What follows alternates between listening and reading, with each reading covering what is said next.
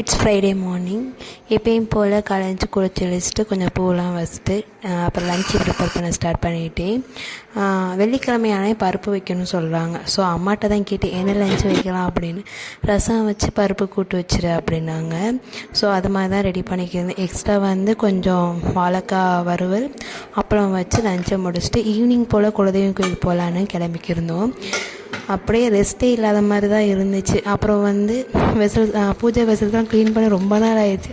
அதெல்லாம் க்ளீன் பண்ணி வச்சுட்டு குலதெய்வம் கோயிலில் போய் தீபம் ஏற்றி சாமி கும்பிட்டுட்டு வீட்டுக்கு நிலவாசல் இந்த வீட்டுக்கு இன்றைக்கி தான் நிலவாசல் பூஜையை பண்ண போகிறேன். நல்லா க்ளீன் பண்ணிவிட்டு சிம்பிளாக ஒரு கோலம் போட்டுட்டு வாசலில் இருந்து விளக்கு ஏற்றிட்டு அப்புறம் பூஜை ரூமில் விளக்கு ஏற்றி தீபம் காமிச்சு எல்லா இடத்துலையுமே ஸ்ப்ரெட் பாசிட்டிவிட்டி அப்படின்னு நினச்சிக்கிட்டே இருந்து சாமி கும்பிட்டாச்சு. ரொம்பவே ஹாப்பியாக இருந்துச்சு.